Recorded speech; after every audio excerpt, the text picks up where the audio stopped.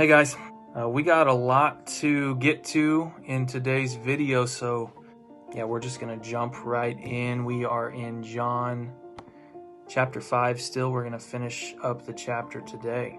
So yeah, let's get to it. I can do nothing on my own. As I hear, I judge, and my judgment is just, because I seek not my own will, but the will of him who sent me. If I alone bear witness about myself, my testimony is not true.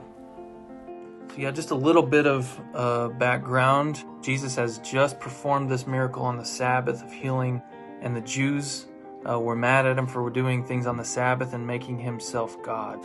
Yesterday we looked at the first part of a response from Jesus to these Jewish leaders, and today we're going to look at the second half of that response. So here in verse 31, he says, if I alone bear witness about myself, my testimony is not true. When he says bear witness, he's just, if I have something to say about myself, my testimony is not true. Now what he is speaking about there is not that he would lie, but legally in the Jewish culture at that time, like if somebody was on trial, or if they were trying to figure out the truth of some situation, and let's say I was accused of stealing something, if I just said, hey, I didn't do it, like that's not enough for that to be considered true. Because everybody would claim their innocence. Oh, he says he's innocent, right? Okay, so that must be true, then we'll just let him off the hook. One person's testimony about themselves is not enough to be considered truth. But what they need is witnesses. They need testimony from other people to show that their story is truthful. And so now Jesus he's saying, well, legally, if I just come here and tell you that I'm the Son of God, that's not enough for you to believe me, because I need somebody else to say that. He's going to point out 4 other witnesses who testify to his identity as truly being the Son of God, and we're going to look at them one by one. There is another who bears witness about me, and I know that the testimony that he bears about me is true. You sent to John, and he has borne witness to the truth. Not that the testimony that I receive is from man, but I say these things so that you may be saved. He was a burning and shining lamp, and you were willing to rejoice for a while in his light. Okay, so the first witness he's talking about here is John. And remember, we're talking about John the Baptist here. Jesus says John has borne witness to the truth that Jesus is the Son of God. Okay, so that's number 1. But the testimony that I have is greater than that of John. For the works that the Father has given me to accomplish, the very works that I am doing, bear witness about me that the Father has sent me. Okay, the second witness is actually not a person. He's saying these works that I am doing, that's evidence that I am who I say, and that I am this Messiah, that I am the Son of God. Look what you just saw me do, right? That guy was laying there for 38 years, and now he's up walking around. You know, he was doing those things to be evidence that he is the Son of God. The works bear witness about Jesus, that the Father sent him. So that's number 2, his works. And the Father who sent me has himself borne witness about me. His voice you have never heard, his form you have never seen, and you do not have his word abiding in you, for you do not believe the one whom he has sent. The third witness to who Jesus was is God the Father himself. This God who these people claim to worship. They claim to be his people. And he has some strong words for these guys about God the Father. He says, you have never even heard his voice.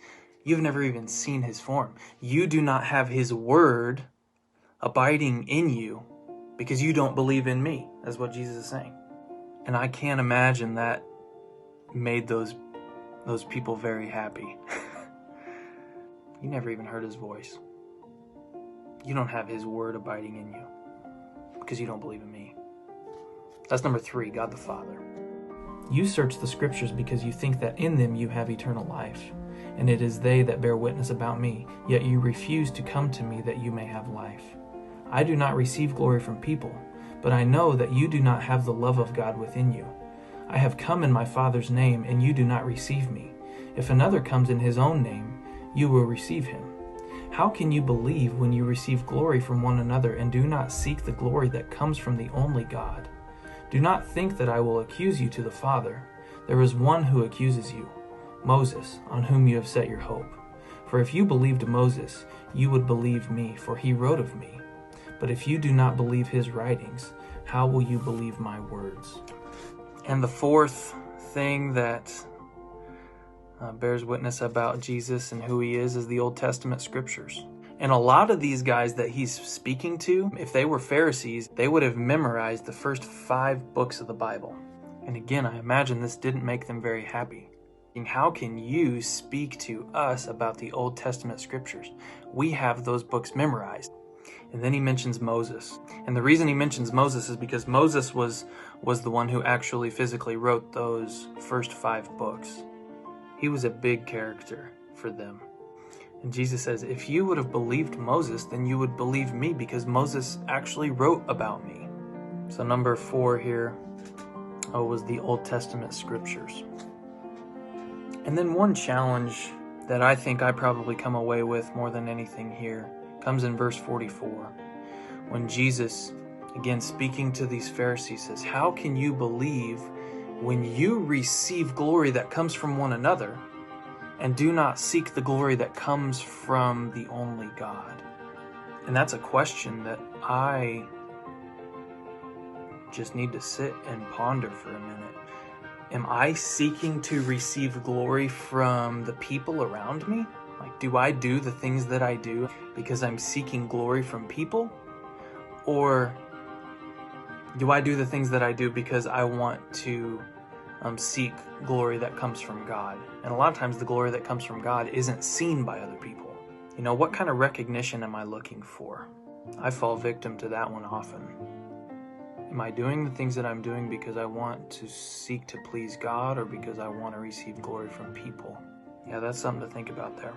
And then the challenge that I have for you, when Jesus says that Moses wrote about him, I want you to go find, and you can use the internet probably if you want to, but go find places in the first 5 books of the Bible, Genesis, Exodus, Leviticus, Numbers, and Deuteronomy. Go find places there where Moses was writing about Jesus, or maybe where Jesus showed up in the Old Testament.